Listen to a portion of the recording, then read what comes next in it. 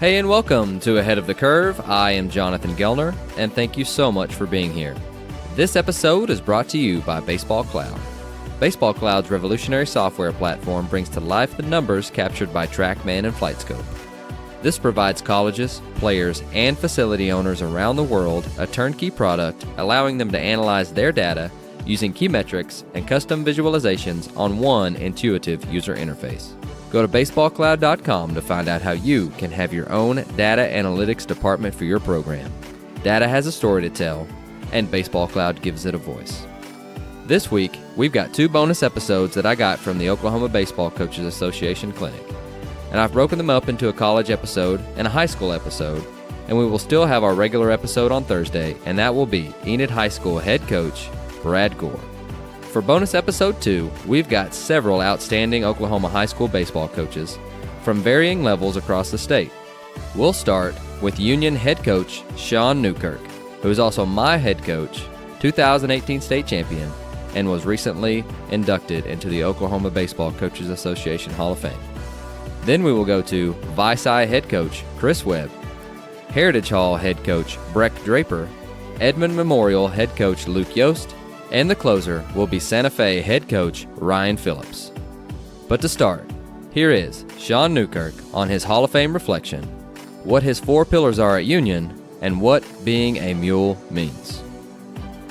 Coach Newkirk, welcome to the show. Thank you, sir. Appreciate you having me. Definitely. And so one thing that I want to reiterate to our listeners is just how awesome it is to get to work with you every day. And so we've got some really good questions for you today, but I just want you to know that what you talk about on a daily basis to our kids, you also live out with your own life. So you keep talking about being on time. You're the first guy here, well, second guy here besides me because I've got a shorter drive.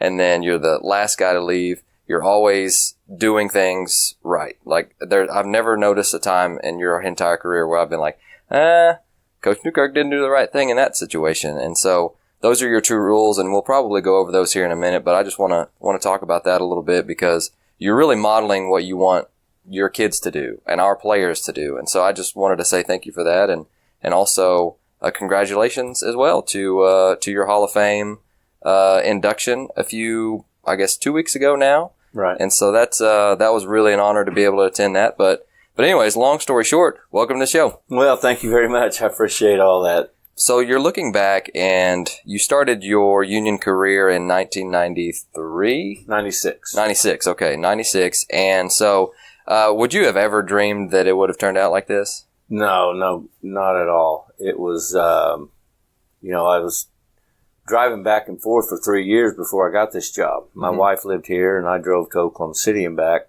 on the weekends, and finally get hired on here through Benny Dixon and Mark Garner, the head baseball coach at the time. And my wife and I, up until last year, were the last 2 married couples in the same building. But, it's just been an outstanding, wonderful journey. I learned, a little bit from Mark Garner from 96 to 99, and then Bill Springman taught me so much. I'm so thankful for Bill Springman and the things that he taught me. And it really obviously also started way back when I was young, being around my dad, who'd been in the big league organization and pitching coach with the Liberal BJs.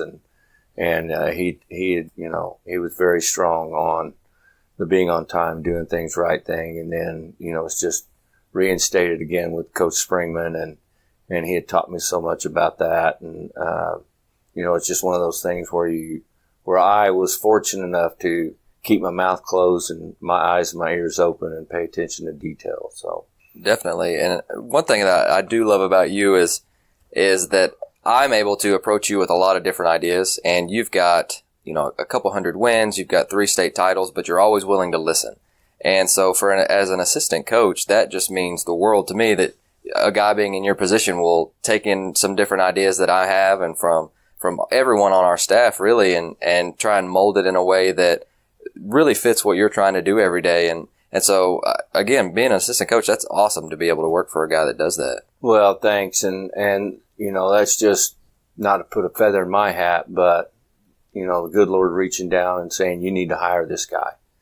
And so the staff that we have, and one of my big things as far as, the coaches that we do hire here at Union is that we want you to step in immediately and start working. Mm-hmm. Give us your ideas. Let us listen to your ideas. Listen to our ideas, what we have. And so that, we're working together, because it's all about all of us working together. It's not, yes, my name's the head, I have the head coach name on there, and everything falls back to me, but everything that you guys have, instilled and helped out with is just, that's what's fun about the whole game of baseball, that we take things from one another. Right. So we're all really good thieves of information. Exactly, right. And so let's flash back to your first year head coach self. And you took over at semester, right? Is that about right? Okay. Right. You took over at semester. I'm sure it was somewhat of a surprise that, because you go into the school year, for the most part, most coaches do, as the head coach, I've got an entire fall to try and devise a plan of how I want the spring to look. And you take over in December or January. If you could go back and tell yourself something, or you could really try and tell yourself this is how I'm going to be prepared for this situation, what would you go back and tell yourself? Oh, that was quite a few moons ago. The one thing that I thought was going to work for us best for that point, in that point of time, is that we keep going with what Coach Springman had instilled, which was very good. Don't get me wrong. Very good. But we just got off a 2005 state championship, and he turned the program around. We've been to the state tournament several years prior to that.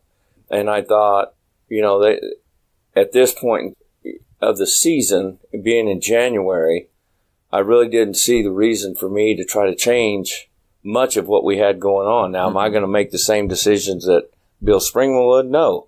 And I don't think Bill Springman would want me to do that. Sure. And so we were fortunate again to win it in 2006. But I just felt like the way the boat was rolling, just keep rolling it the same way for that year. And we did change a few things, the next year, obviously with me being different than Bill Springman, but for the most part, we've just kept going with the way that we've been going. Now after, each year's a new year. And so you've got to prepare differently, I think, in certain aspects, because of the character and the team that you actually have in hand. It's not like a college where you can go out and recruit whoever you want to recruit and try to get those kind of players in. So, right. Oh, definitely. And so something that I've really been immersed in, because I don't know if a lot of people know this outside of Union, but we've got an unofficial mascot called the mule. And you said that Bill brought that to the program, and just tell us a little bit about that. And that's one thing that you've kept over the years, and it's almost, and you're going to talk about this too, it's a fraternity, and the guys absolutely love it. Like it's something that's ugly. It's something that, it's not a sexy term at all, but the guys are just completely bought in, because you came here, you fought through this, you're a mule now. And just tell us about how that got started, and how you've kept growing that over the years. Well, like you said, it did come from Bill, and Bill actually called one of his former coaches that he had worked with, and talked to him about developing something like this, and it was to try to get the mule is it's a workhorse. The farmer puts the reins on him, and it's the mule knows right then that when the farmer says let's go, it's time to go, and we're going to work. We're not going to worry about how we look, but we're going to go out and we're going to give our best effort each and every day, whether it's the practice field, the game field, the scrimmage field, whatever it is. We're going to go out and work. And when the farmer says time to put the reins up, then we know we're done for the day. So, and what goes along with that is that we also talk about, we're going to have problems during the day. But when we walk into the indoor, we leave our problems at the door, because we've got another task at hand, and that's, number one, being a great teammate, working together, And then at the end of the practice, we're going to go back out the door and we're going to have that problem to face. Mm-hmm. It's easy to talk about, especially at an older age. But we have to remind our kids each and every day, you're going to have that problem. Leave it here. Go get yourself ready. Give us your best effort that day and come back and go to work and give us your best effort. And when the day is done, you can look yourself in the mirror and say, hey, I gave my best effort every day. And that's all you can ask out of these young men. Oh, definitely. And it takes a different kind of talent to do that. And you don't have to be a 5-tool guy to be able to be a mule, to be able to work hard. And that's something that I've always loved since I've been here. And, we were mentioning earlier that you've been here for a little while, and our softball coach, which we share a facility, he's been here. He's got 800 wins. And you two are the epitome of lifelong learners, in my opinion, because kids are different, right? And the age of baseball that we're in, it's progressed so much. I mean, a lot of it has stayed the same, but a lot of the ways that we're teaching it are a little bit different than when you guys started. And so, I just want to know, how have you been able to continue on that journey and just continue to learn every single year and just continue to get better? Well, I think it's just the fact that I'm never satisfied with where I'm at. I don't want to be satisfied. The game of baseball, to me, once you feel like you've learned it all, that's when it's time to hang it up. Mm-hmm. And so because there's that passion, I guess, if you will, that I have for the game, being around it for so long. I mean, I grew up pretty much from, the time I could start walking in a baseball field. And, mm-hmm. I'm still here today and obviously thankful to the good Lord. But just that every year, it's a new year. It's a new journey. You're going to have new things to face, new things to overcome, and understanding that the players that walk through that door, the players that you have, you don't get a chance to go out. So it's easy to quit. It's easy the excuse, well, this is what I've got, mm-hmm. As opposed to going in there and saying, we're going to find a way with this group, one, to join them together, make them better young men, teach them the game of baseball, and the wins and losses will take care of themselves. For sure. And I think the group that graduated last year really epitomized that. Like this is what we've got. So and halfway through the year, you guys, I think you were pretty close to a 500 record. Is that about right? That's about right. Yes. And then they got hot at the right time. They gelled at the right time. And then just talk to us about kind of how that went all about and how special that group was to you. That group was probably the most connected with one another that I'd ever been around. And how I knew that was how much talk they would have right before practice or even after practice about the game of Fortnite. Okay. A lot of things that I would much rather talk about, but that's what kept those guys together. Okay. And they knew that because of the care that they had for one another, the loyalty they had for one another, that they would go in there and they would give their best effort. And they knew during the game that they were going to give their effort, and they knew the guy right behind them in the lineup or out there on the field right next to them, they knew that they were going to work for one another. Mm-hmm. And so about halfway through, we kind of figured, we sat down as the coaching staff and said, let's make a few changes in the lineup and see if that'll help us. The kids accepted it. The kids understood it. And they went to work for one another. Not for the coaching staff. They went to work for one another. Mm-hmm. And they played every game for one another. No one ever put the blame on somebody else. They always felt like it was a team thing if there was a loss in that night. And just quite an inspirational thing. I mean, the kid that went to the plate and won the game for us that night struggled all year long. And he could have tightened up. He could have faltered. But I went to him right before his at bat and I said, just go have fun right here. Whatever happens, happens. Mm-hmm. Squares the ball up and wins the game for us. Oh, that's fantastic. And I had that group as freshman coach here, and I will always remember the starting pitchers named Carson Boudreau.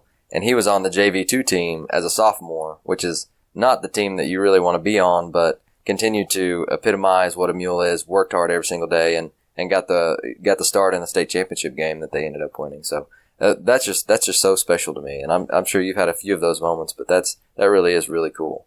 Well, especially with Karsten, because when you say came to work every day, he was here 7 days a week.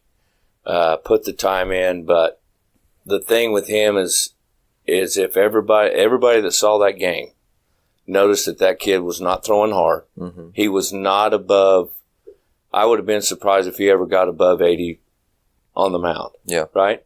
But yet he was out there and he battled, he competed. He believed in what Coach Brent Robinson, our pitching coach, had taught him all year long. And he wound up in the championship game in Florida, won that game. He wound up in the semifinal game in our regional, won that game, and he winds up in the finals of a state tournament and goes out and competed. Mm-hmm. And he knew when he left the field, because I went over to him in the dugout, gave him a huge hug, and he had tears in his eyes because he knew he left it out on the field, and yet he was still behind 2 runs. Mm-hmm. And so I felt for that young man. Just can't say enough for the effort he put in all year, and it got to show in the end how hard he worked. So absolutely, those are the moments we live for, and just being able to see them with the fruits of their labor, and winning a state championship, obviously cherry on the top, but seeing that, I'm sure, just makes the year for sure. But if there's anything else that you'd like to talk about, or just tell our listeners before you go. Well, as far as me being a person, I feel like I'm easily approachable. I have 2 friends outside of the game of baseball here in Tulsa, and outside my family, with my brothers and sisters and their husbands and wives, and the rest of the friends that I have are coaches. Just love the game of baseball. Love to keep learning. I've run across a couple of big league coaches that are still in the game, and they've been very helpful to me. Josh Holliday with OSU, Coach Fulmer at ORU, Clay Overcast is an assistant at OU. Very, very helpful, very humble men that I can't thank enough for what they've done for me, and just know that I'm going to be out there as long as Union will put up with me, and just give them the best that I can each and every day. Here is Kris Webb on promoting higher-level thinkers on the field and what his Big 5 are. Coach Webb, welcome to the show. I'm glad to be here. Thanks for having me.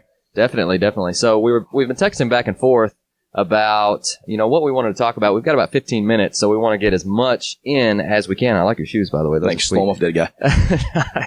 But you mentioned that you wanted to talk about how to teach players to be higher-level thinkers, and man, you hit right home with me for that one. So tell us about how you're going about teaching that and coaching that and making your players think more and better. So it's an idea we stole out of the classroom. We were going through the Common Core stuff, and they were always teaching and talking about our kids about thinking different and higher level thinkers. And I'm like, that's something I need to incorporate on the baseball field, because where I was at the time, we weren't that talented, but I thought we're all capable of being smart. So let's take the game and let's just make it at an elite level to where we're anticipating everything we possibly can. We're running through every scenario. We're backdooring people. We make a mistake, we're not worried about it because we're looking ahead.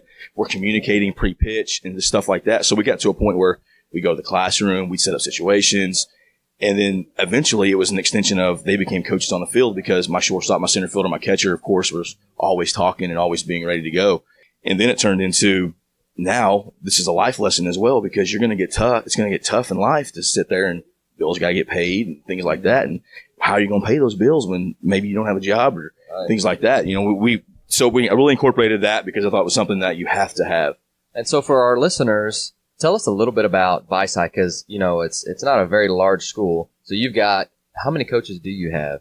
Me. So you're it. Yes, so sir. You've got basically from 6th grade to 12th graders. Yes, sir. I have the junior high and the high school. We start junior high at 7th, middle schoolers. I have my principal keeps my book for me, runs my first base, but he's over there in blue jeans and cowboy boots and doing stuff like that. So it's me on staff, small school. Our ADM is about 90. Okay. And we share athletes because we're a small school. So like off-season programs, things like that, not really for us because we preach, we want you to play. Right. And you're a basketball coach as well. I loosely. But the reason I ask is because just to give the listeners who are listening to the podcast an idea of what you're working with. And so you're teaching them to be higher level thinkers. And so we've established that as kind of the foundation. But practically, how? Great question. Just in the fact that we look at every situation where we run scenarios all the time. What would you do in this situation? We'll be in a drill where we inter squad a ton. We have our fungo man set up and we're always inter squadding and something will happen and we'll stop. Why did you do that? What was your thought process there? And it's not so much for me. I want you to say it so someone else can hear it. And I talk about asking questions. Don't be afraid to ask a question because he probably is. And if you ask it, you ask the question for him. And communication's huge with it. Things like that. And so you just ask a bunch of really good questions, basically. I mean, I don't want to say really good questions. Promote them to think. I challenge them in the thought process. And again, and don't tell me the answer you think I want to hear. Sure. I mean, I want you to tell me the truth, whether it's, Coach, I don't understand this. I think this is stupid. Whatever you may think. Let's talk about it and let's fix it and let's understand that you learn different than he does. Sure. And he does and he does. And let's make it to where we all understand on the same path because we're all on the same goal. We want to win. No, absolutely. And so we're teaching them to be higher level thinkers. So during a game, walk us through that process. We'll sit over there and we'll, again, me and my catcher, I think he is, for me, the catching position is the most important position on the field. He's got to control everything. So we're always just, again, open lines of communication on, and when I first got there, I called every pitch and we kind of got a rapport what I like to do and things like that. So I give it to him. And again, my job is for him to learn. And when we might get beat because he called a 3-2 curveball when we should have busted the guy in. Right. And that's okay because I want to know why, and so we just do crazy stuff like that. We're on the verge of maybe being insane, but again, it's theirs. It's not necessarily mine. And when we win, it's them, and when we lose, of course, it's me. Definitely. And so Oklahoma is unique in that we actually have a fall baseball season for schools that don't have enough kids to play football. And so you guys get basically all fall, and then you go to basketball, and then all spring. And so I wanted to make sure our listeners know about that. But how has that been a benefit for you guys? So we just play a ton of baseball, and I think it's something that's extremely unique to Oklahoma, of course.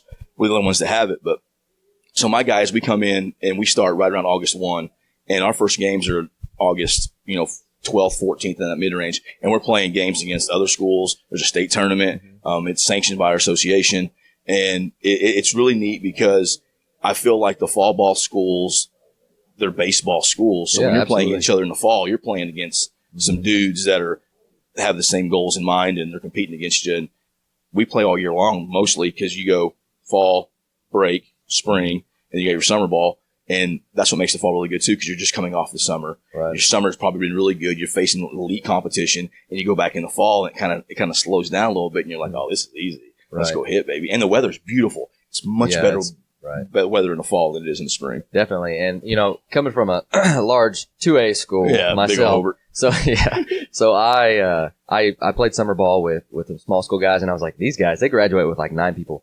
Great baseball players, because they do it all year long, and they're running trick plays, and they're doing all kinds of stuff, and so I actually got to play with Ed Simon's group at Roth, and I think they had 4 draft picks or 4 guys that played pro ball in one class, and so it's not a slight at you guys, but it's just, man, they're really just good. They think a lot. They think a lot about baseball because they're not physically overpowering, but man, they're just good baseball players. But they play it all the time. They're playing more baseball than anybody else because of all that. We played, and they're together a lot. 23-9 this fall. I mean, the regional tournament. That's 30 extra games roughly that you played. No, that's awesome. Well, another thing that you wanted to talk about was your Big Five, and so walk us through that, and how do you teach it, and basically how can I steal it? Fair enough. Well, I stole it. I mean, everything we talked about. We had this talk with one of my coaches at school, our softball coach, and it was like, I got to do this podcast. I want to be innovative. I want to say something really cool. And it's like, but there's really not. You just take other people's ideas. And we're the best thieves. Yeah, absolutely. So I stole this from Mike McDonald, who won a World Series at Wichita State. He's from Vici. And he said, there's 5 things you can bring to the ballpark every single day. They don't take anything other than this. You can always play defense, make a routine play.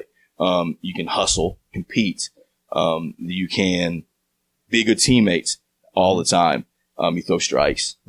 As a pitcher, when you're at home plate and you're facing a guy, sometimes that guy's better than you. And you can't really rely on what you can do at home plate. But when you're on the mound, you're doing your job. And play good, look good. So, best ones look good. Okay, so let's break those down one at a time, and just tell us, how do you communicate that to the players, or how do you teach it, I guess, in a practice setting? So when we go through all of our stuff, we get in, we do PFP every day, we do in and out, we do those kind of stuff. So then we break down to defensive drills all the time. We emphasize that if you want to win, you've got to play catch. And I've lost way more games on the inability not to play catch than the ability to play. So we work on defense every single day. We stress it. We don't want to make any errors. We want to do all that kind of stuff. But we know we're going to. But that's not the point. We don't want to practice those mistakes. And you guys have a ton of people playing different positions. Oh, absolutely. My best pitcher is also my best shortstop and my best right fielder. You know what I mean? So, and that's fun too, because when I bring in my shortstop to pitch, then my third baseman's got to go play first. My first baseman's got to go play third. And my catcher goes to shortstop, and then I bring a guy off the bench.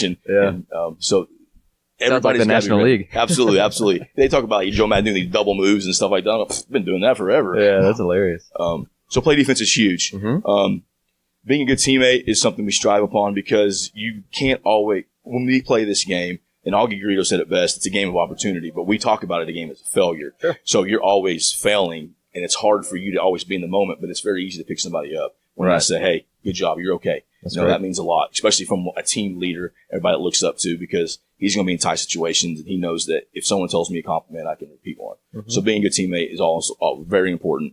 Hustle, we talk about competing and having a big heart, and we do a bunch of competitive drills, and we'll push each other, and almost in the verge of, hey, we're going too hard here. Because, got a bunch of Western Oklahoma boys, and they think they're tough. So, so competing is huge. Throwing strikes, again, back to the ability to play catch is something we work on in practice. We play a game of 11 every day. So we're trying to hit a guy in the head, chest after we're done, just to work on keeping my front side closed and driving through a guy, because throwing strikes for us is extremely important, because we don't have a guy that's 98. We got to move guys around, and I got a guy throwing 72, and that's hard that day. And so throwing strikes, going where we want to go, forcing contact, and things like that, and look good.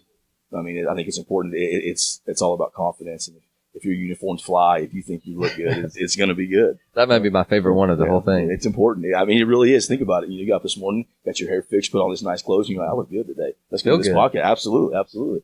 Got this glorious beard. I don't mess around. Man, you do. You do have an A+ beard, for sure. Well, Kris, I appreciate your time. And anything else that you'd like to tell our listeners before you go? I mean, I think your podcast is awesome. Keep on working, man. Appreciate it. All right. Thank you. God bless. Here's Breck Draper on what he does for his pre- and postseason meetings and how he gives a baseball test. Breck Draper, welcome.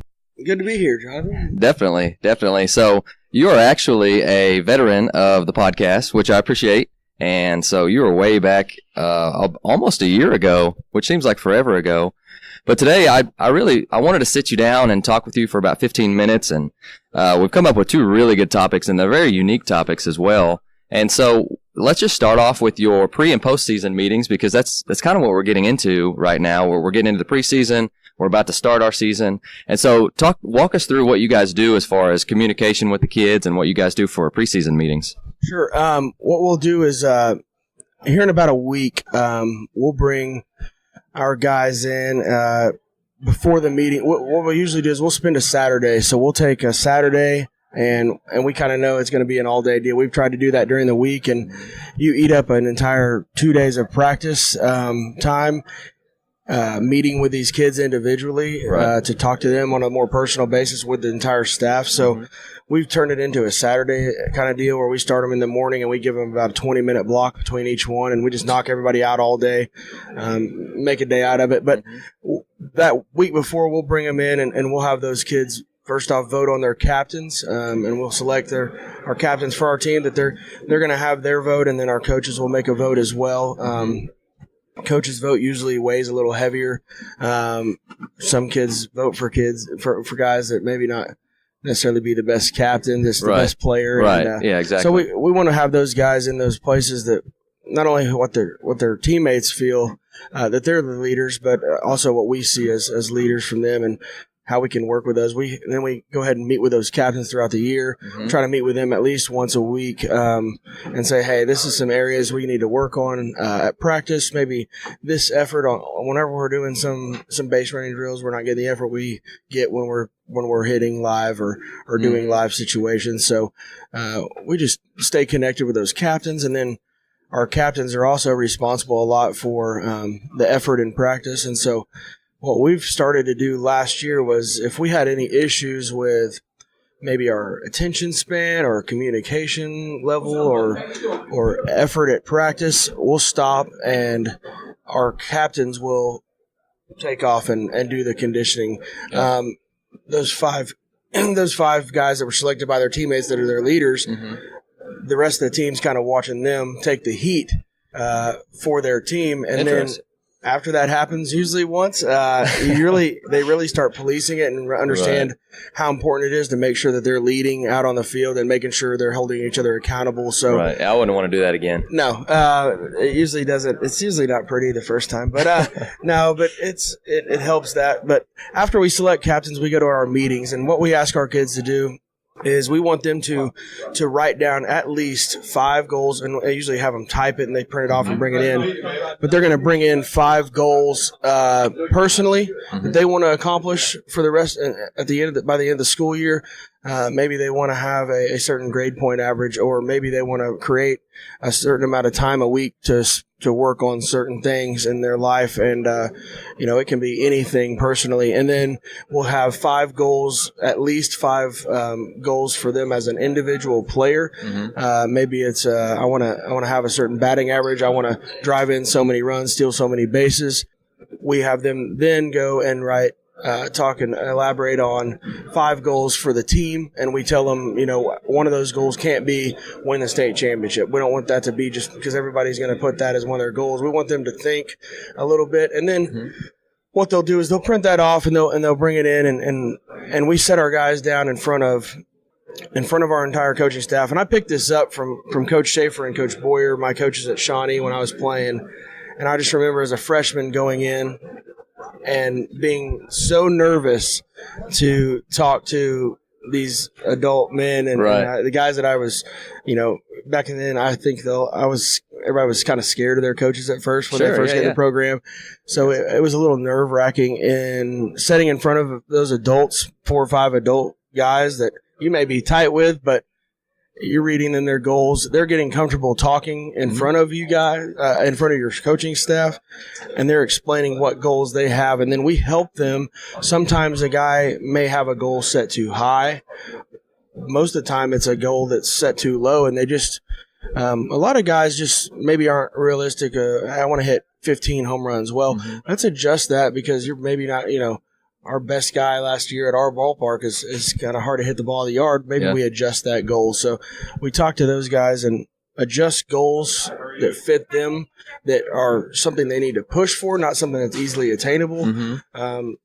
Some guys underdo their goals and they want to, maybe they don't understand the role we think they're going to have, and maybe they don't know they're going to be playing that often, and so their goals are different. But and then after we go over our goals, you get to kind of see a lot about the way they're presenting that to you. Maybe a kid's like, I want to do this, I want to do this. And then there's those guys that are like, I want to help the team do this. Or you can kind of understand where he's coming from, his kind of mindset sometimes. And helps with kind of maybe some of your evaluations and the player. Maybe you didn't know that's how he felt about something. Maybe you didn't know that's something he was striving for. So you help them reach them, and we have them keep those goals and put them in their locker or keep it on their person at home, where they're revisiting them and reminding themselves every day that, hey, am I working to get to am I on pace to get to where I need to be? Am I ahead of schedule on my goal? And we just go from there with the goal side of it. And then after we get done discussing goals, like I said, we'll sit down and we'll say, hey, where do you see yourself as far as your role and what's going on for this upcoming year? And some guys may say, hey, I think I'm hoping to be a varsity starting pitcher for us on Mondays and Tuesdays in district play. Right. And most of the time, those guys kind of know who they are. Sometimes you get a surprise or two. And then you can kind of talk to them about, hey, this is our view for what we think. Maybe you're going to be a guy that's in the lineup every day, that's a utility player. We really don't have a spot exactly we have planned out for you because you're kind of a guy that floats around. You can explain those things. And you let the kid talk, too. It's not just the coaches talking. You have to let them speak to you and go about their – it should be a meeting, not a lecture. Yeah. And so we want them talking as much as we're talking, because what it does, it doesn't just give you it's going to give you a ton of information about the kid, about his expectations, about what he thinks he's going to be doing. Maybe the kid thinks he's going to be starting, and you're like, hey, man, it's going to be tough for you to be on the field as a JV player. Yeah. You can kind of squash some of those things and lower or raise expectations. Mm-hmm. But it teaches them how to, when they leave here and go on in life, be able to walk up to their boss and have that conversation with him and kind of what his expectations are as an employee, or go into an uncomfortable situation. And by the time they do that 4 years, for the difference between a kid coming in his freshman year with his paper and he's shaking, and the senior that comes in that's really knows his coaching staff and knows what they expect. It's cool to see how much they've grown up and matured in the fact that they're not scared to go talk to adults, and we try to have an open door communication policy anyway, so it just helps reinforce that. So sure, that's our preseason meetings. I think it really helps us, and then we try to, at the end of the year. Yeah, that's right. Most years we try to do a postseason meeting where an exit interview, even for the seniors that are going on, and just to kind of that last game of the year. Usually, most of the time for almost everybody, it's you lost the game. Yeah.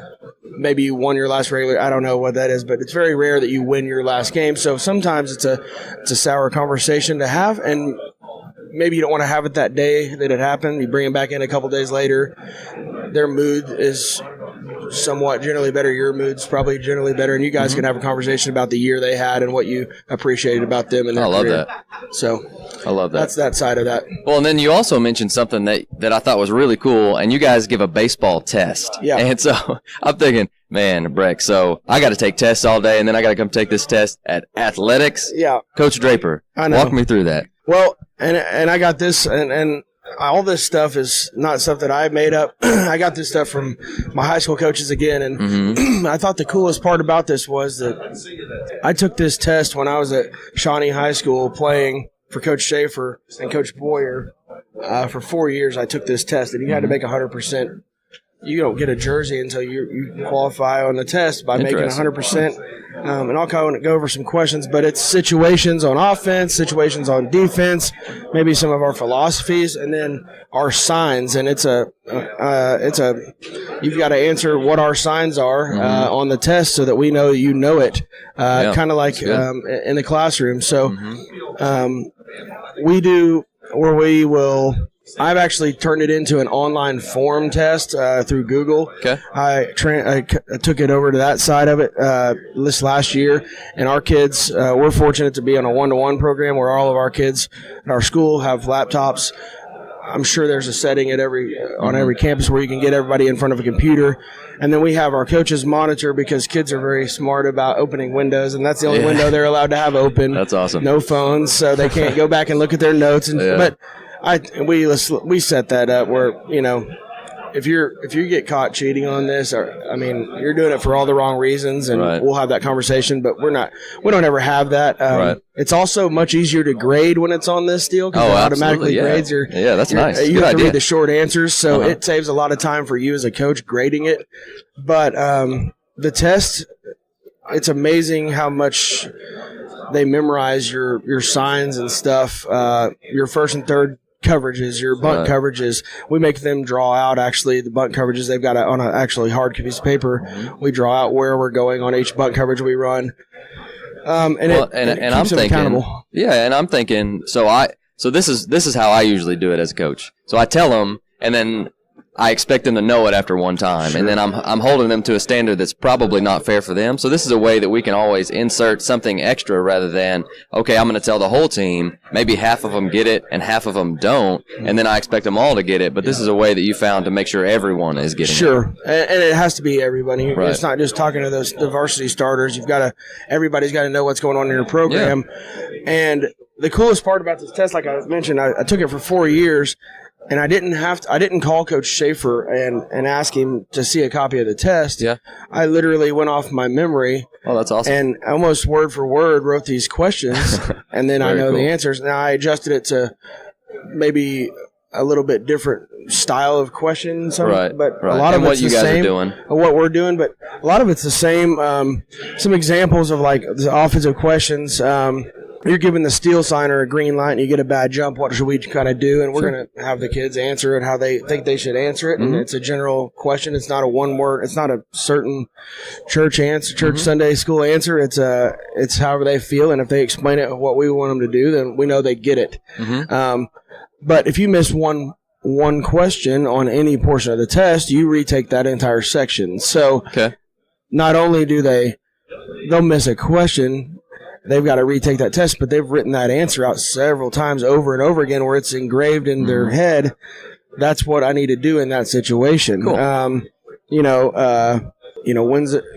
Talking about what are my 3 jobs as an on-deck hitter that we have. We have 3 jobs. They list those 3 jobs. Oh, that's great. I love this. When do we advance to the next base on a sacrifice bunt? And we're going to you talk about when you see the ball on a downward plane, but if they're answering that over and over again throughout the 4-year period, by the time they're a senior, they're going to not even have to think about it. It's just something they always. Absolutely. And it's been cool to see some of these situations that actually happen in games, and they're like, "Hey, I was on the test. That's on the test," and they'll give each other crap. I love that. How do you not know that? It's on the test. So do you just take it once? So you take it once. We'll take it once as a group. Okay. And then we usually do 2 times as a group, and the guys that have already made 100 on it, will maybe be off hitting as a coach or something, cool. But usually we have the first time we take it, usually the guys that have been around, there's usually probably 6 or 7 of them that will ace it the first time. And then you get about 10, 15 more that ace it the next time. Then you got some guys that maybe struggle with it because it's new to them, but they keep writing it down. They keep answering the questions. And they just learn it so much. So I thought it was pretty neat that I wrote the test and didn't have to. And I played at Shawnee, but then I went and played for some different college programs and independent ball level. And so I had all these series of signs, and the only signs I ever remembered were those just because they were ingrained in my head. I couldn't tell you we did my last year pro ball for signs or college. I could tell you everything we did, and we still use that stuff. So no, that's fantastic. Well, Breck, I appreciate having you on. And if someone wants to reach out to maybe not your signs on your test, but if you have a version that you mind sharing, if they want to get in touch, would you mind them being able to do that? No, not at all. B Draper at heritagehall.com is my email.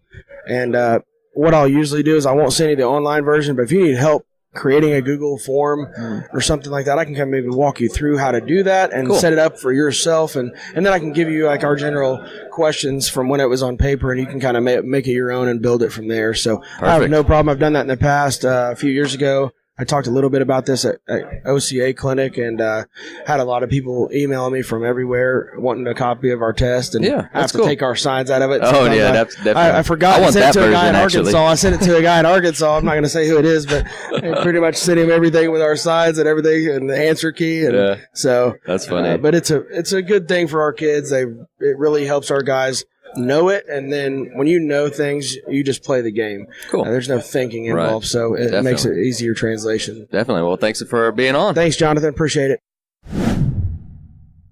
Let me take a few seconds to tell you guys about OnBaseU. OnBase University is an organization that studies how the human body moves in baseball and softball.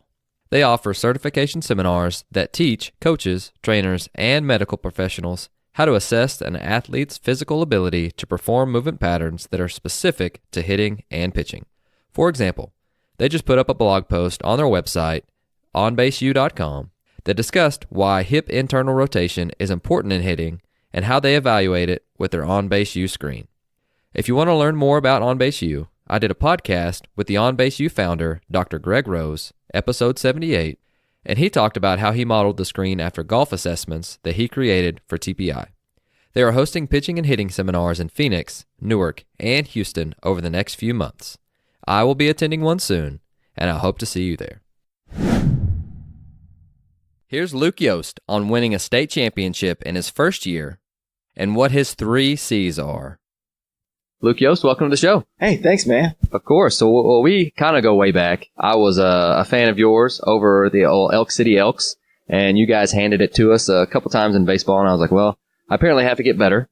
So whatever, man. Western Oklahoma boys stick together. That's right. But I appreciate that, and then we played same summer program, so we've always had kind of a connection, and so I really appreciate all the things that you've done for me in the past and continue to do so. Well, thank you. Yeah, definitely. I tried to hire you. I just couldn't get you. Oh, God. Well, I appreciate you. Don't make me blush. We're on camera.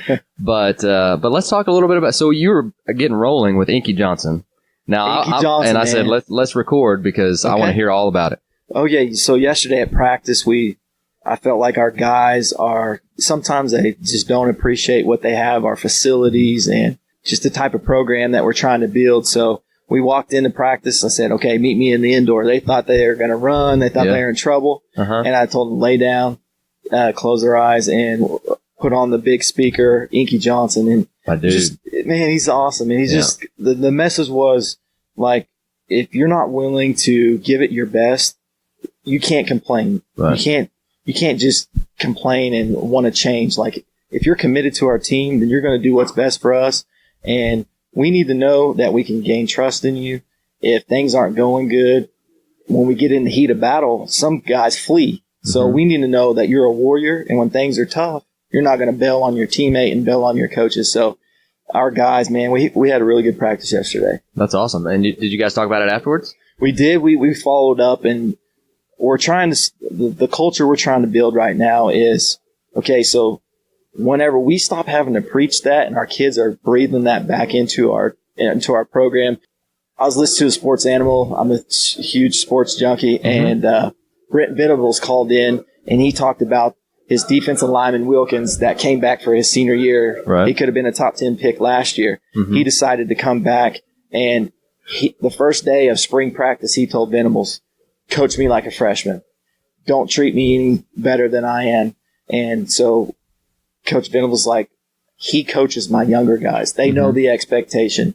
He's the hardest worker. And whenever your best player is your hardest worker, it makes things easy. So that's part of the reason they went 14-0 is their culture. And I love Dabo Sweeney. He's a huge Christian guy. And so Inky Johnson, Dabo Sweeney, just that culture stuff is kind of what we're doing in our program right now. This is my second year, and we're just trying to grow. No, and I love Dabo because it shows that, and don't get me wrong, I love Saban, but I'm not Nick Saban. Like, that's not my personality at all. And I'm closer on the Dabo scale than the Saban scale. And so that warms my heart that good guys can still win while focusing on the things that matter to them. Because I again, love Saban, but that dude eats, breathes, sleeps, and does everything at the office. And Dabo's like, hey, we got to spend time with our family. We got to go to church. We got to do all of this different stuff. So I love seeing them win, and I love seeing them be successful. And culture's huge. I mean, you tell me, this is second year in your program, and you've been at 2 different head coaching positions and won a state championship your first year. So for me, down the line, hopefully I'll get a head coaching job. How important is that culture piece, and how important is it? And this is year 2, so it's probably getting a little bit easier. Right. But from day 1 and year 1, that's the biggest thing? Is that what you're kind of saying? Yes. I mean, going off the state championship, I inherited a really good team. Sure. I had some really good players. So you set the bar high first year. I did. I'm not going to take much credit for that. We have a left-handed pitcher that's at OU, and he was a freshman All-American last year. So it helps to have good players. But the motto that we always broke the huddle with was family. So going back to your Dabo Sweeney comment, that's kind of what we breathe in our facilities. Like no one player is bigger in our program. If you don't act right, you don't do things right in the classroom, in the community, and you don't hold the expectation of what it means to be an Edmond Memorial baseball player, then you're not going to play. I mean, we hold each other accountable. And so just our culture, we're trying, like every day, like the freshmen play catch with the seniors. Next day, the freshmen will play catch with the sophomores. Freshmen will play catch with the juniors. So every day they play catch with somebody new. Mm-hmm. And we're trying to develop like, hey, we're going to help each other out, number one, but we're also going to treat each other with respect. And so we also assign buddies. Okay. So like every week they get a different buddy, and they got to tell me 5 things that they learned about their buddy. And it can't be, I play PlayStation. It's got to be like your sister's name, your favorite food, and we learn about each other. So we're trying to grow our team chemistry and our culture. And I feel like if we focus on what we can do better, the wins will take care of itself. I mean, we got some really good kids in a wealthy community. Mm-hmm. So we go read to elementary schools. My wife's an elementary teacher, so we got an in there. We go special needs kids. We went and they have a special needs baseball program called the Miracle League. Mm-hmm. We help with that. There's underprivileged kids that aren't able to afford things. So we do a thing called Shop with the Cop with our basketball team, our softball team, and we wrap presents. We're like the elves. Mm-hmm. So the kids go shop with the cops. They get what they want for Christmas, and we wrap, and we just make a good Christmas possible. So cool. Our culture and our community are big things. So we're talking about the kids that you've got, and maybe the worst problems they have is they went 0 for 3. And that's different than some of the kids I have this year at Union, where most of them, at least on the baseball team, aren't working or aren't starving at night. But some of the kids I have in the classroom, and that gives you a real perspective on really going 0 for 3 with 3 strikeouts. And so I'm sure you've seen the impact on them of, hey, maybe this isn't the worst thing in the world. Absolutely, man. I mean, we have kids that drive Range Rovers. Mm-hmm. $50,000 to plus $1,000 vehicles. Right. And you're kind of like, man, they drive a way nicer car than I do. Mm-hmm. And so we want them to appreciate. We may not have the newest facilities at Memorial. We have nice facilities. Yeah. But we vacuum the locker room every single day. There's a standard. Mm-hmm. When we put the balls and the tees up, they're in a certain spot, and the boys know that, or there's going to be consequences.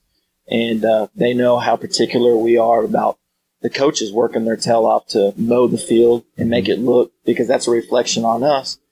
But we want those guys to understand, like, if an administrator walks through our locker room and they see that it's clean and it's neat, that may lead to us getting new and nicer things down the road. Sure. So it's just the expectation we hold our guys. But back to your comment, sometimes going 0 for 3, they're going to go home to $1 million house. Yeah. Or, I'm not saying all our kids are rich. We have some kids that are middle class, but we want them to appreciate what they have and not be unselfish is a big word in our culture. So being unselfish, putting somebody before yourself. No, definitely. I love that.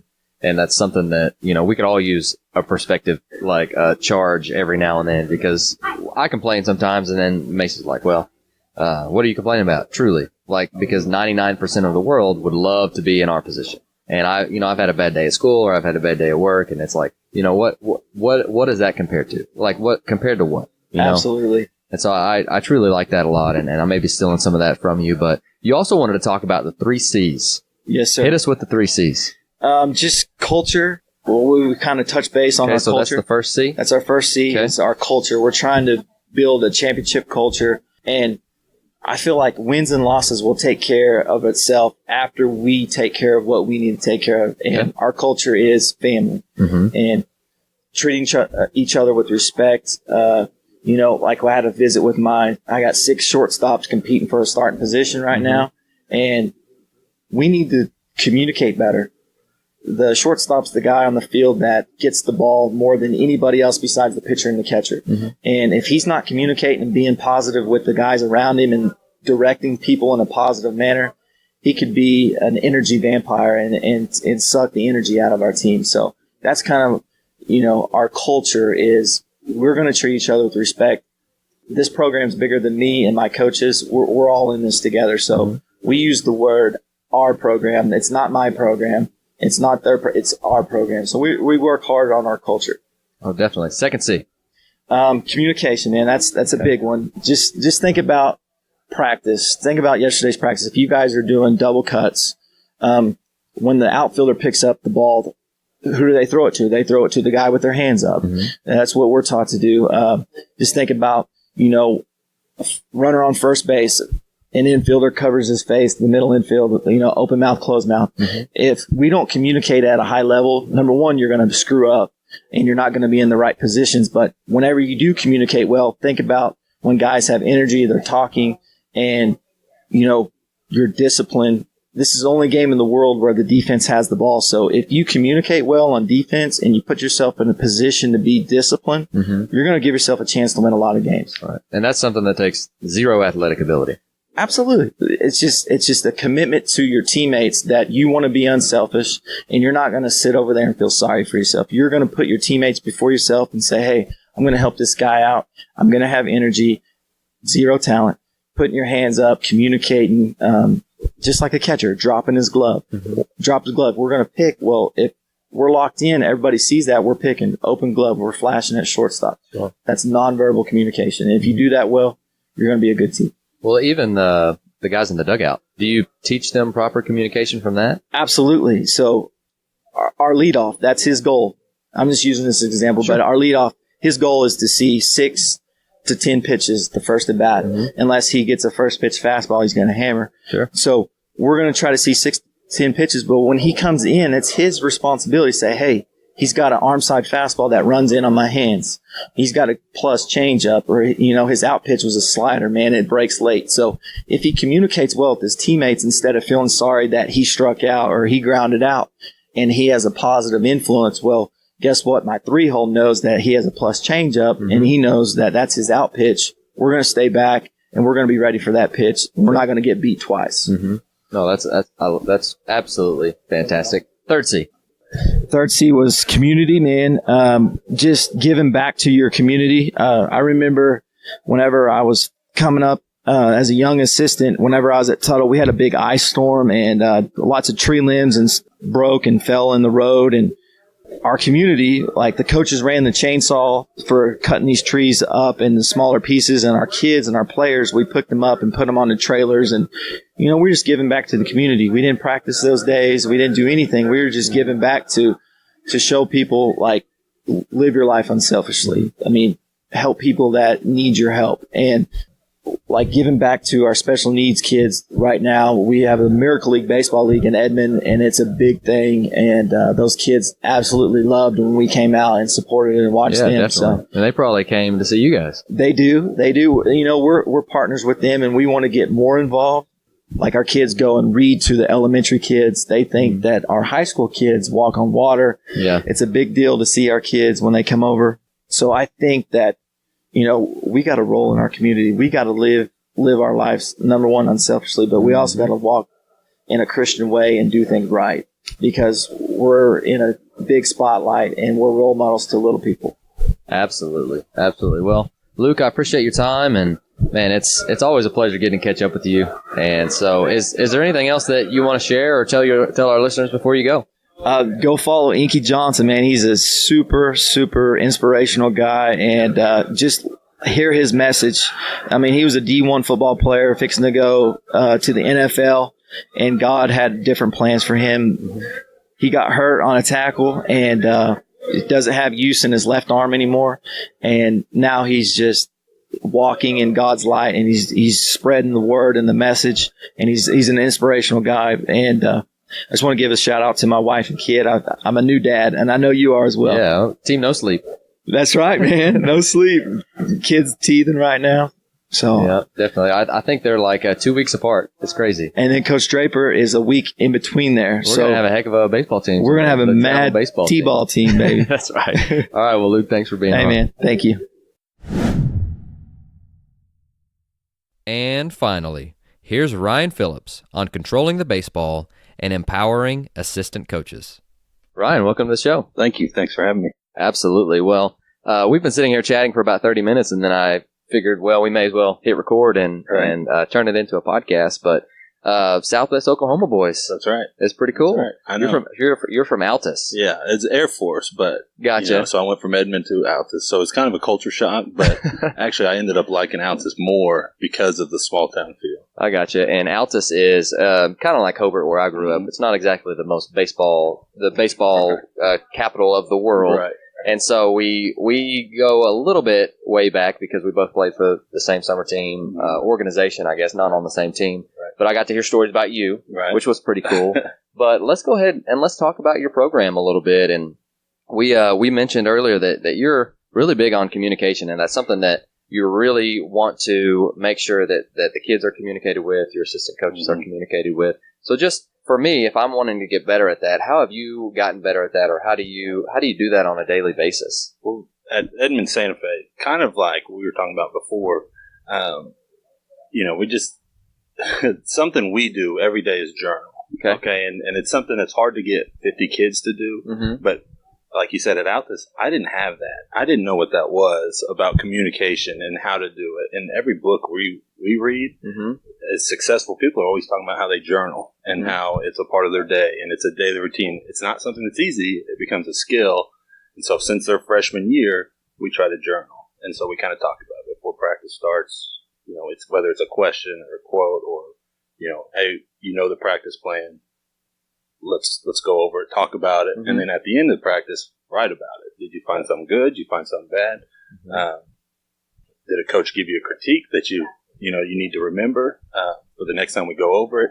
And so really, that starting off with the journaling is how we communicate. Yeah. And to get a 15-year-old to kind of talk about it verbally is hard. Sometimes they're better at writing it. So communication at Santa Fe is huge every day. Definitely. And you said that your pitchers and catchers, they are like basically together all day long? Well, that's awesome. Yeah, when we're going game day, we're lucky enough to have a weight class second hour. Okay. So that's the beginning of the day. Okay. And so our goal, my pitching coach, Caleb Teal, he was a catcher. Okay. And I was a pitcher, so we loved it. Like that's a good relationship for me and him because that's a different aspect of pitching.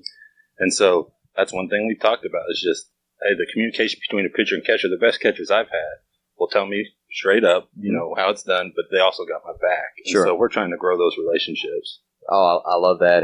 And so you also, I didn't know this beforehand, but we're both big fans of the Craig Rochelle Leadership Podcast, so make sure our listeners go listen to that. But you sent in a question asking him about, can you go into a little bit of depth? Because he answered it on the show, and it's an awesome question. Well, first off, I woke my wife up at 11:30 because he does it every month, the first Thursday.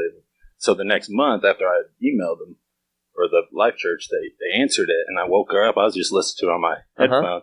I woke her up. I was excited because, he doesn't say their name, or he keeps it pretty confidential, but I knew it was my question. And so I was super excited about that. But the question was actually, as a head coach, who am I leading first?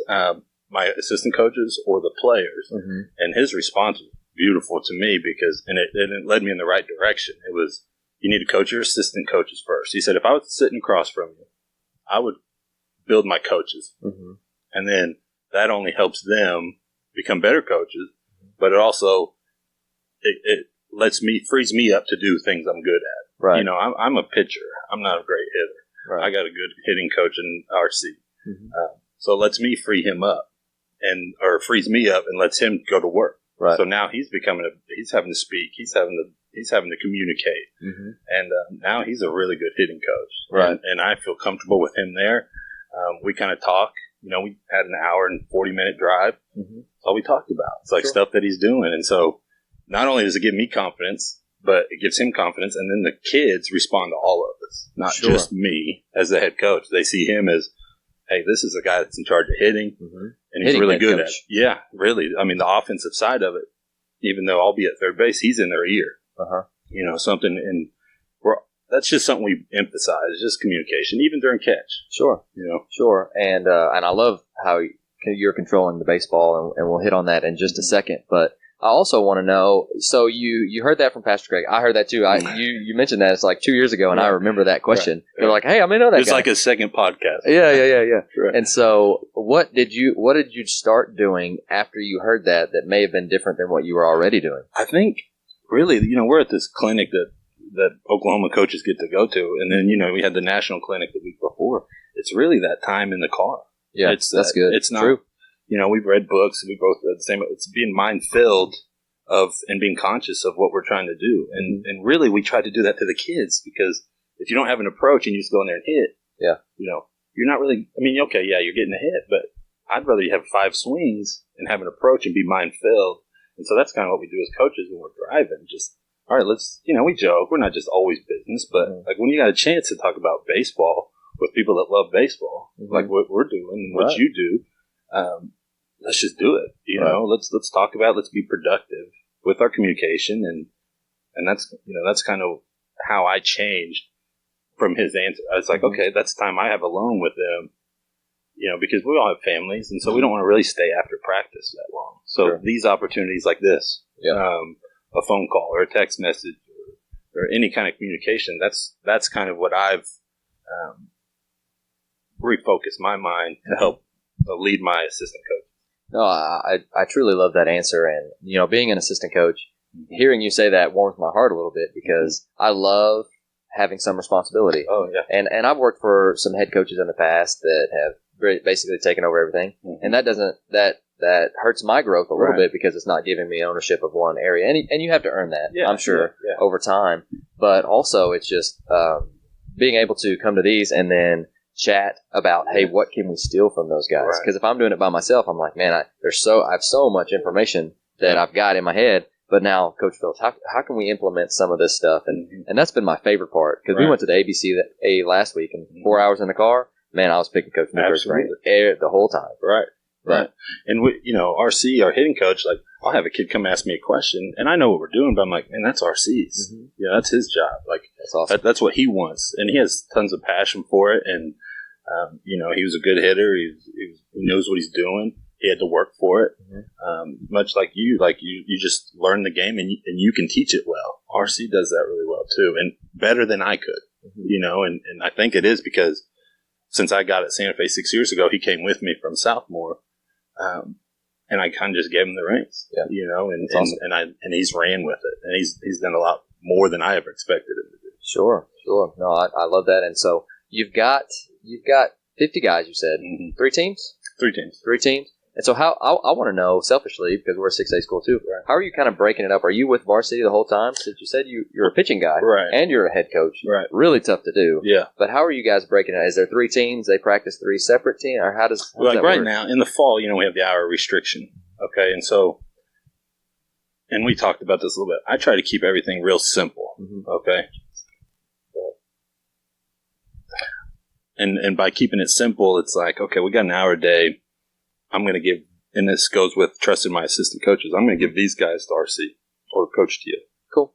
Or Coach Tony or Huddleston, whoever it is. You got these guys. You're going to work on this for the hour. And I'm going to take these freshmen and we're going to go over PFPs. And then the next day, okay, I'm going to take these varsity guys. We're going to go over PFPs, or we're going to do bullpens or whatever it is. Absolutely. Cool. And so me trusting my assistant coaches allows me in that hour, since I can't see everybody, we really focus on certain things that I want to. Like, I want to see my freshman team be aware of the game and understand what their role is. And so, like, we'll teach that, and we'll go after that in practice. Okay, I want you guys to know that you're supposed to be getting on and off the field. Like, because you've seen freshman teams that come into your place, the head coach isn't there. And that's not how their coach taught them, because the coach. Right. And so I instill that stuff. So my time with them gives me comfort, and then also I get to teach it, and so we all have the same philosophy. Right. And that's, so we started a circuit at the beginning of practice now, because we have 3 teams. Right. So we have 10 minutes with one coach, then they switch to 10 minutes with another coach, then 10 minutes with so all of us get our hands on everyone. Right. And Coach Newkirk is like, I want to be able to help the freshmen, and I want them, and for me, I want them to be able to hear it from him too. Right. So it's not just me telling them; it's you telling them, it's you telling them, it's you telling them, and together they're hearing it from every angle. Not just, hey, this is what Coach Gellner said. This is what Coach Newkirk said. The guy who makes out the lineup. Right. But this is also what everybody else is preaching too, and so I've loved that about something that we've added lately. But you talked about controlling the baseball earlier. Yeah, we, and this goes back to working with freshmen. We got that hour, and so The reps are limited bullpen-wise. You know, we're not trying to stay there till 5. We can't. We got no restrictions. So if you came to our practice right after stretch or after we did our bands, we stretched and we're getting our lines. One, I assign their throwing partner. You know, so sometimes it'll be a senior shortstop with our freshman shortstop. But I try to make it to where it's a guy that can play catch, you know, and handle velocity or whatever. But you'll hear some coach say value the baseball. Now that we've done it, you'll hear the kids yelling it. You know, if somebody overthrows it or whatever, it's like value the baseball. And a way they can take pride in it is we give them a brand new baseball. And that's there. So like in August, September? August, yeah. Okay. And now at this point, we've given them 2 or 3, you know, because the glove wears it down itself. But if you're not playing good catch and you're not valuing the baseball, your baseball gets nasty. You know, and you know how those are. We all have them in our buckets, the ones you hit fungo with or whatever. And so if that's what, you know, when you're in Little League, you always look for the best baseball to play catch with, and you want to be the first person. Well, now you got your own, and it depends on how good you play catch. And so it reinforces playing catch. It gives them a little more focus and pride. You know, pride and, hey, look, my baseball's much better than yours. Yeah, you know, it's a lot cleaner. That's fantastic. And so what happens if they lose the baseball? Then we know. I mean, because they don't have one to play catch with. They can't. We don't just have buckets out there for catch. It's their baseball. And we don't really have, I mean, to be honest, nobody has yet. Or if they have, they went and bought their own new baseball. So I'm sure there's ways around it. But initially, they take pride in it. It's a competition. You know, it's just another way to compete in that hour that we have. Absolutely. And so being a head coach that's also a pitching guy, that's got to be hard. Yeah. Like, that's got to be hard. And so you're thinking about the entire program. And I don't want to say pitchers are kind of their own entity, but they're not involved with team practice a lot. I put team in quotes. But so how have you been able to still do that and still run your program? And I mean, that's a really tough balance. Yeah, it's almost impossible without a good assistant coach. Okay, so Coach Teal's our pitching coach. And like I said, he's a catcher. So he's got that mentality as a catcher, like, all right, this is how I see. He's not going to do mechanics as much as he will do mentality. And that's what I like about him, because he'll be like, no, man, you need to be confident. You need to have trust in it. You need to, you know, because that's what he tells his pitchers when he caught in college and stuff. And so then when we're doing bullpens, if we're doing them after practice, that's when I can come in and kind of help with the mechanic part. So he's teaching us a certain way of pitching, which is great for all of them. And then I come in and do a different type of coaching, and we're not cookie cutting anybody. You know, as long as they're not doing anything harmful, or I believe it can be harmful, and they're throwing strikes and they can do it with more times than not, then I kind of let them learn as they go. You know, just with our throwing program, when you do the Jaeger band or the Jaeger throwing program, he says you can throw from all angles, you know, because eventually it's going to sync up and you're going to be able to feel that. So I kind of treat that the same as pitching. Like, once you feel it, then you're going to try to repeat it. And that's kind of how we grow them from freshman up. Oh, fantastic. So, you being a former lefty, did you have a good pick move? No. It's one of the other. I was quick to the plate. Okay. I gave my catcher a chance. I just couldn't. I don't know. There's read guys, I guess, but not me. So I said, since I can't do this and throw a strike, I'm just going to be quicker here, throw a strike. Well, at least you were aware. Yes. Like, the big leg kick lefty guy that can't pick wears me out. Because I'm like, you're like a 7 to the plate. He's standing up at second by the time Right. But, and then it's just too easy to mess with him. Like, anytime a guy's flinching, if I'm thinking about him picking and stuff, I couldn't do it. Yeah. You know, and when you're facing people that can run and just mess with you, and they're good base runners. Right. Yeah, and then you're just going to pipe one down the middle, and he's going to be running even further. He's be jogging around the bases. Yeah. That's awesome. Yeah. Well, and so can you teach a good lefty? Yeah, I think so. I mean, I don't know. I don't brag on myself, but I teach one or the other. Really, with these high school guys, I'm like, let's be quick to the plate. Let's mix up our timing. Let's mix up our looks. Let's do a bad pick over there once in a while. And so it's more of handling it. Okay, we'll let you know what type of runner he is. And then you just kind of get a feel for it. Don't just forget about him if you don't have a good move. Because as a coach at third, if a guy never picks, I'm going to be way more confident to call steal than if a lefty who has a bad pick, but he picks. And so that's really how I teach it. I don't necessarily know exactly the greatest way to do it. Yeah. Now, the red flags, don't throw up your hand, if you don't do it or whatever, If they're looking at first, they're going on. Yeah. Don't, let's just be consistent with our eyes. Sure. Pick, but ultimately get the guy at the plate. Yeah.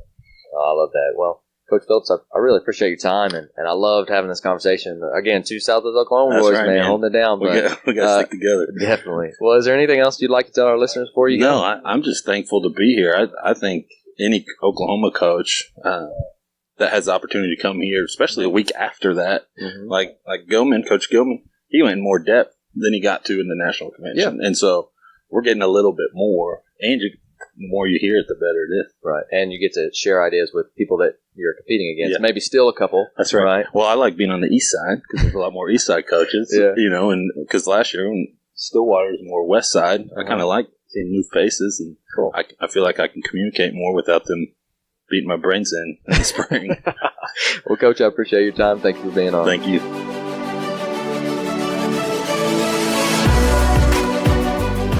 Thank you for listening to Ahead of the Curve. Before you go, I'd love to be able to get in touch with you, and we have several different ways of doing so. You can follow us on Twitter and Instagram at AOTC_podcast. You can join the AOTC Coaches Facebook group, and if you want to be a part of the mini clinic emails, both of those links are listed below.